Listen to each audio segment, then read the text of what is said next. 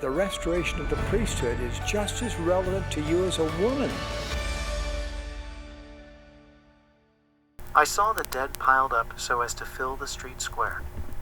I saw mothers cutting the throats of their own children for their blood. I saw them suck it from their throats to quench their own thirst, and then lie down and die. Blood. I saw them suck it from their throats to quench their own thirst, and then lie down and die. There are some really salient images in this vision that make an enormous amount of sense to me, that I would offer to you for consideration if you read this in a symbolic way. Hi everyone, this is Rachel with Women in Priesthood. Welcome back to my channel. This is a channel for faithful LDS men and women to take on President Russell M. Nelson's call for us to study all we can about priesthood power. I wanted to follow up on a video we did a few weeks ago called Are We Witnessing a Premillennium Miracle? It's right here. And in that video, we talk about President Russell M. Nelson asking us to use the full name of the Church of Jesus Christ of Latter-day Saints, and all of the data and signs that I see around our culture showing that as we identify ourselves as Christians, as followers of Jesus Christ, that the rest of the world is going to follow suit. And I got a really good message. Let me pull it up on my phone. It's in the comments for this video. Called Are We Witnessing a Premillennial Miracle? And the reason I use the phrase premillennial is because that's a phrase that I've never seen used until President Russell M. Nelson used it, which I think is meant to further our perspective beyond second coming or end of days, because it's a kind of a final end point, whereas he wants us to view, my perspective is that he wants us to start adopting a perspective of into the millennium. We're in like a millennium prep.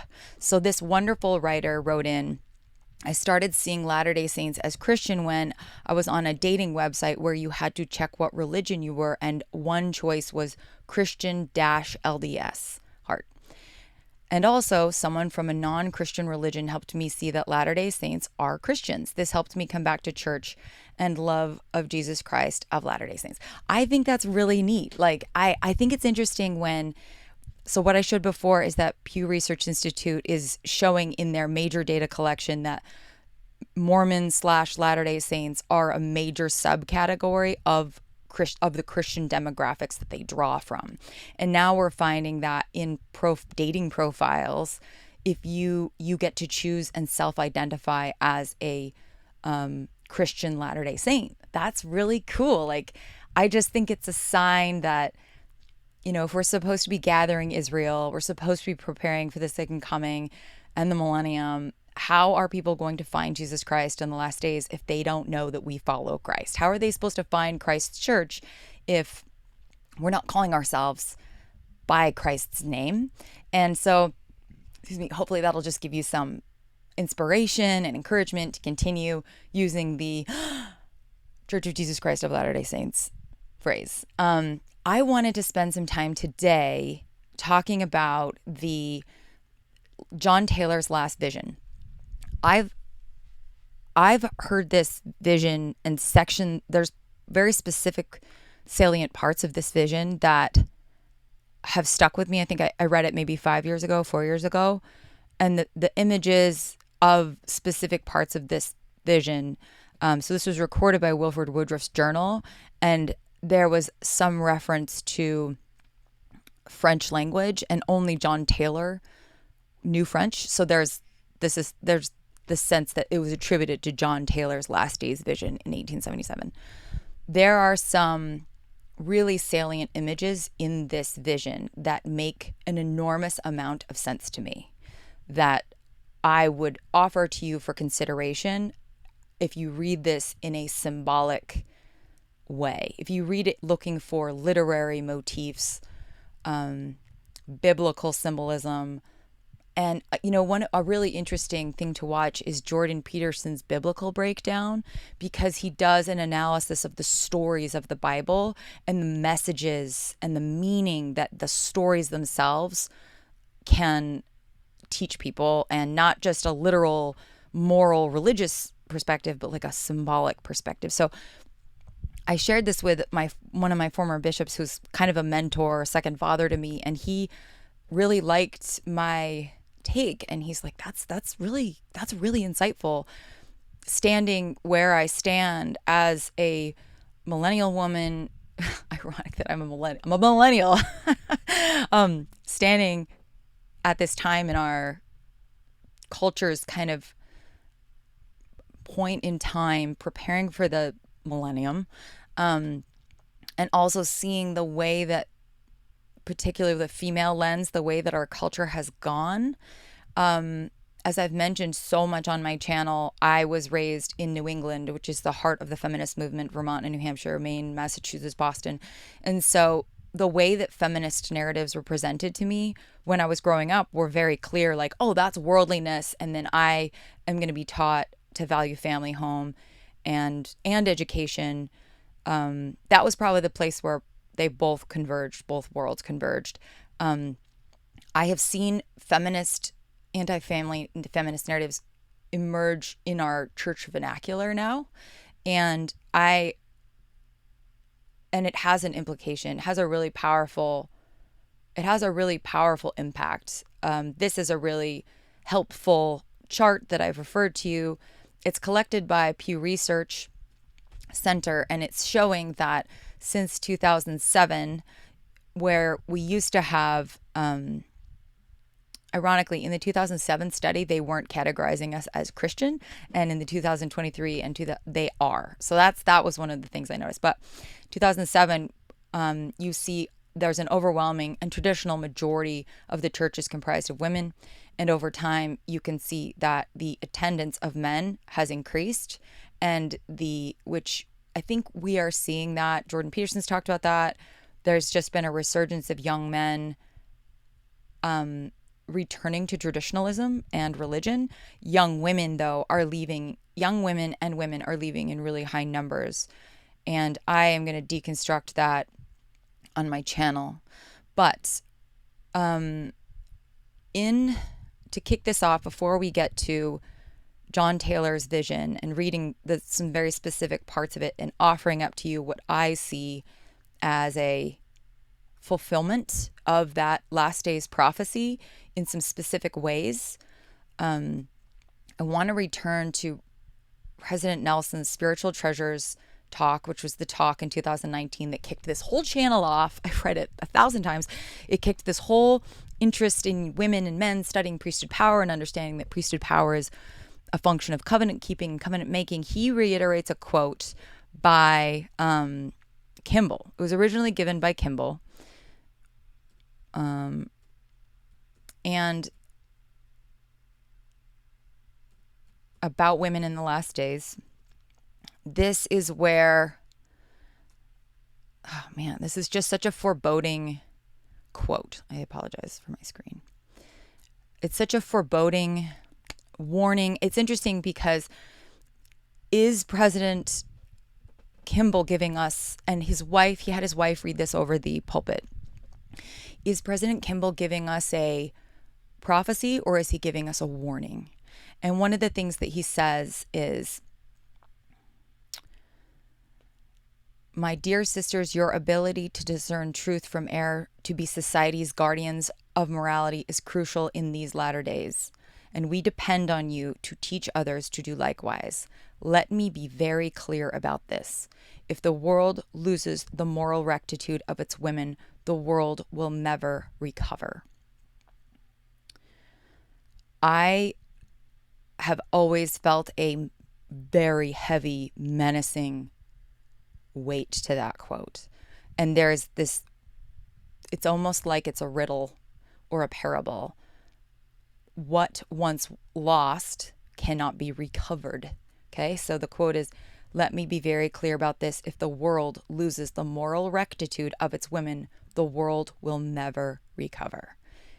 As I meditated about this specific quote, which was said in kind of a more prophetic context with Kimball, as he was talking about the last days, he really talked about the influence and the articulateness of LDS women. That very much inspired me and all the other women on Ward Radio. By the way, if you haven't checked us out over there, Ward Radio Women, there's a panel of me and 3 or 4 other women.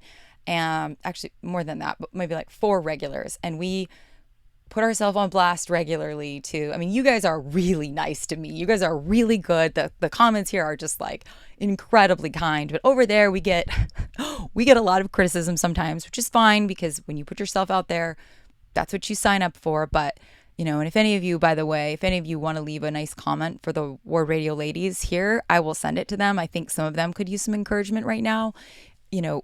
We all have, I can like Scouts Honor, like all these girls that are on that panel, I have very strong testimonies of the restored gospel of Jesus Christ. They're not interested in changing the doctrine. They're interested in sharing the gospel, being good missionaries. And there are times though where like the criticism or people like can wear them down. And so if you want to leave a message for any of the Ward Radio women, I will send this to them, and I think it'll bolster their courage, because there's several that are kind of thinking, I don't know if I want to do this anymore. The criticism's pretty intense. Anyway, that's a side note. But if the world loses the moral rectitude of its women, the world will never recover. So as I've meditated on that line, I was talking to my husband one day, and you guys have seen some of my past videos about fertility decline, fertility collapse. Joseph Smith prophesied that LDS women would be some of the only women in the last days who'd be willing to bear children. And obviously we're not the only ones. Obviously there's people, but as a group, we as a whole still maintain a core value of having kids. But I said to my husband one day, I was like looking at the amount. It was when I was a young women's president in a ward where there's really wonderful families. And I was noticing just the negativity coming from some of the girls about being moms. And I was like, what once lost can't be recovered? Bloodlines. Once you have a girl who chooses to not have children, that is a lineage that is cut off that can never be restarted. Once you have women who get abortions or never decide to prioritize family or just procrastinate it till they're maybe too old to get things in order, those bloodlines are never recovered. They just end. One of the things I've often thought about when you look at the words of Isaiah, you look at the words of John the Revelator, and the foreboding, menacing language they use to describe the last days. My joke that I say to my husband is, maybe God just showed them family trees in the last days. And they looked at these family tree charts and they were like, what happened to all the kids? There must have been an apocalypse. So that's my perspective when I look at when you lose the moral rectitude of women, when you lose the desire and the actual core value for women wanting to have children, being willing to have children and raise them. That is something the world never recovers from, because you cannot resurrect bloodlines. They're just over. And what's super sad, especially knowing women personally, I mean, when you're 40 and you realize that you actually do want kids, but your whole life you pursued a career and nobody told you to consider, these are my secular friends, no one told you to consider the personal life you would want, like the regret you live with, the desire for kids that you have. I mean, it's really hard to see. So I want you to read this John Taylor's Last Days Vision with me with symbolic eyes, knowing that I offer these insights very humbly. I'm not a prophet, but I do think that we're promised that in the last days, some people will have maybe gifts of interpretations of dreams. And maybe I have that in this moment with this one specific aspect of this vision. And so I'm just gonna, I do think it's interesting to play with things symbolically. So John Taylor's Last Days Vision, I'm not gonna read the whole thing. I'm gonna read certain sections so that you have context. So he says, I went to bed about 7:30. I had been reading a revelation in the French language. My mind was calm, more so than usual, if possible, so I composed myself for sleep, but could not. I felt a strange feeling come over me and apparently became partially unconscious. Still, I was not asleep, nor exactly awake, with dreary feeling. The first thing that I recognized, so it's interesting, it's like he's in a meditative sleep, like a kind of calm, receptive space. The first thing I recognized was that I was in the Tabernacle of Ogden, Utah. I was sitting in the back part of the building for fear they would call on me to preach, which, however, they did, for after singing the second time, they called me to stand. I rose to speak and said that I didn't know that I had anything especially to say except to bear my testimony of the latter-day work, when all at once it seemed as if I was lifted out of myself and said, "Yes, I have something to say, and that is this.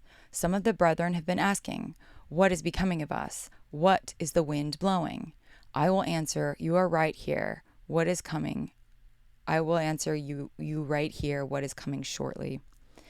I was then in a dream immediately in the city of Salt Lake, and wandering around the streets in all parts of the city, and on the doors of the houses I found badges of mourning, and I could not find a house that was not in mourning.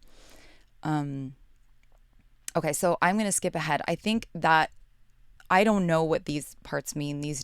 I think there was a lot of insight into this about, COVID or things like that. But what I want to focus on, these next very, very ominous lines, have to do with the mother-child imagery, the specific words that are used.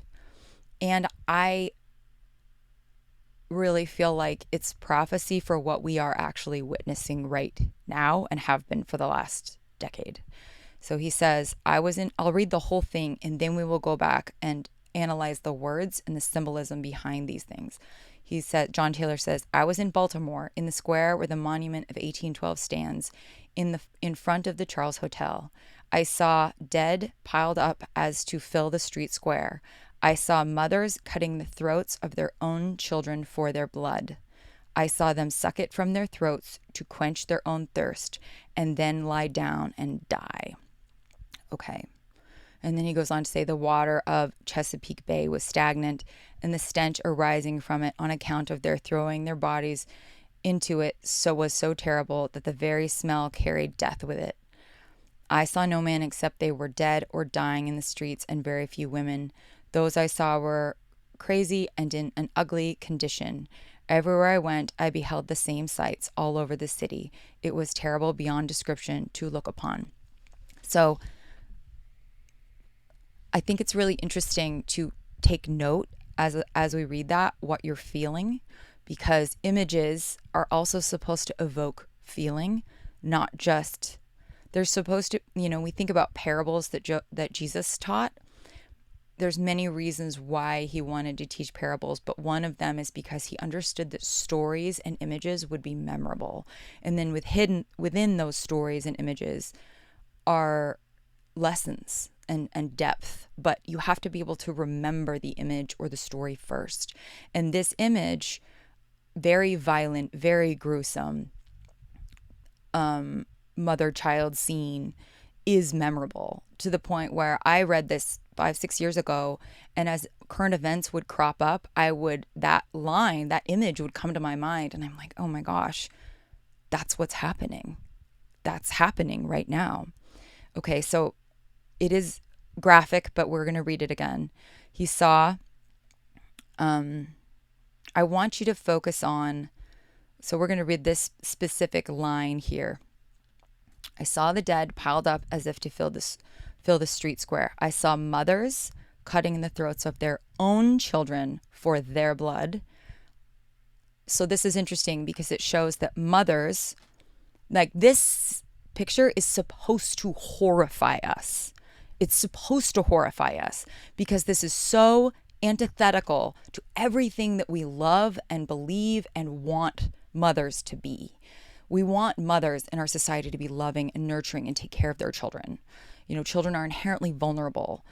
And yet what we see here is, and it's interesting too, because what we see here is a mother killing a child, but it's not just a random orphan child.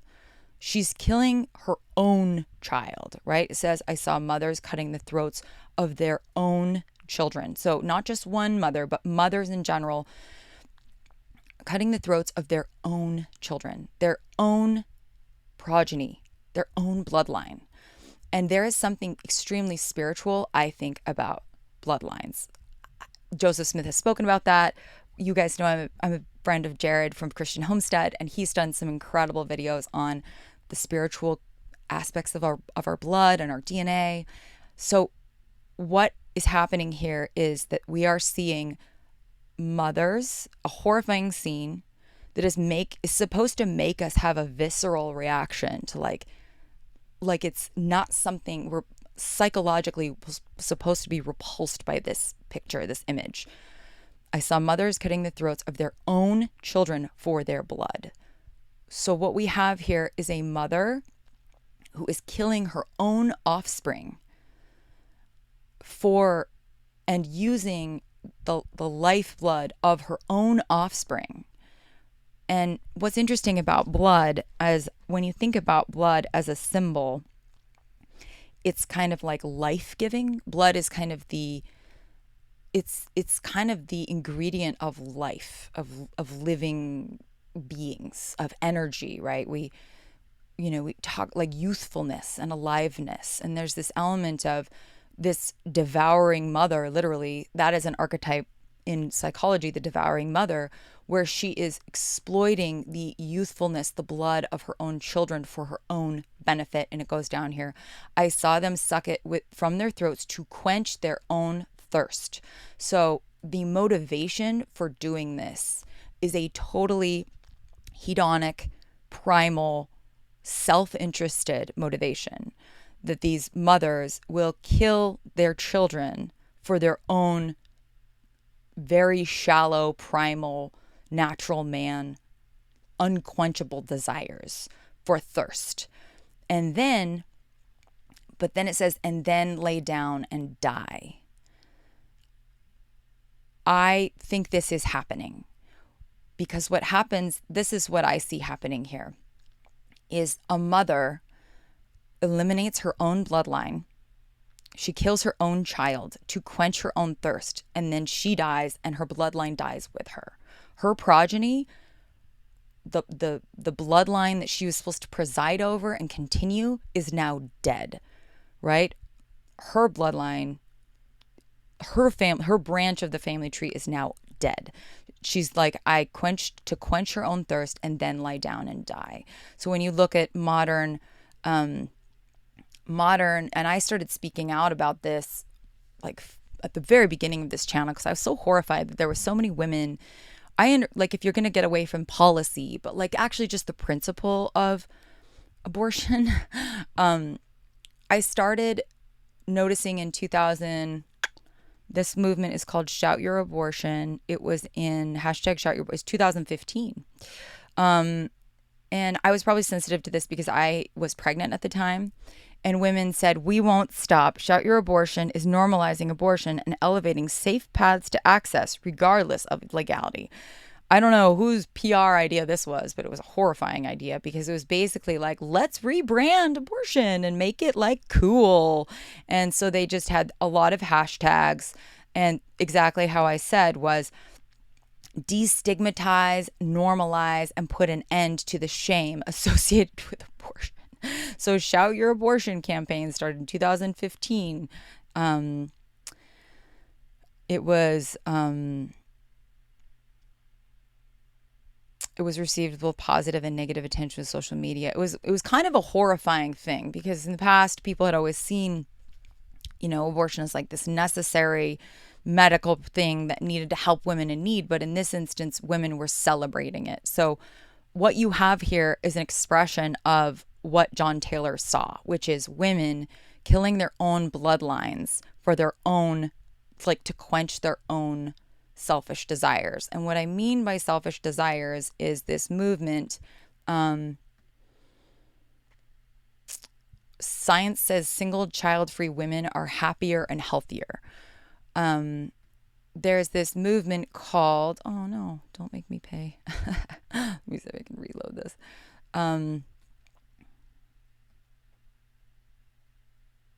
Okay, 29-year-old shared a day in her life as a single woman with no kids. When she went viral, she was flooded with hate and abuse for her choices.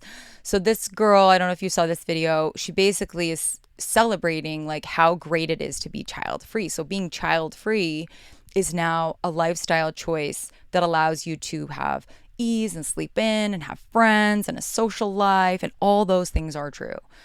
But what's interesting is the way that those choices end your bloodline, because even procrastinating the desire to have kids. I come from an area where people think it is actually normal to start considering having kids when you're 35. like, who is telling women this? This, like, not even as someone who had kids a little later, like, sometimes just telling a woman, sometimes the adversary just tells men and women to just procrastinate. Procrastinate the day of your repentance until it's, everlastingly too late. This is a show called Eat, Pray, Love. It was written by Elizabeth Gilbert, and it was made into a movie where why am I spacing on her? Julia Roberts was the star, and it's about this woman who gets a divorce from her husband because she doesn't want to have kids, and then goes on this amazing trip around the world. And the end of the story is that she falls in love with another guy and, like, happily ever after. Well, people don't know what happened later is that she ended up divorcing that guy, becoming a lesbian, and now she's single and she's advocating for a child-free life. So I'm going to leave that clip in here and go ahead and listen to the rhetoric that she uses to advocate for a child-free life.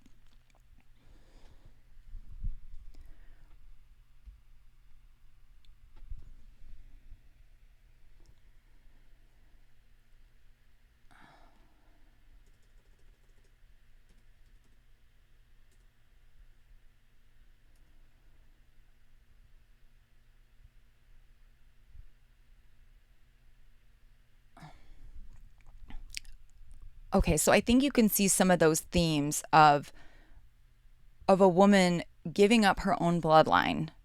So she's the end for primal reasons, like not higher level reasons, but I want to be happy. I want free time. I want freedom. I don't want the hassle. These are all very hedonic reasons to not have children. And I'm going to continue on with John Taylor's vision of the last days, because he continues with another graphic image that's like the last one. And he says, I found myself in Broadway in the city of New York, and there it seemed the people had done the best they could to overcome the disease.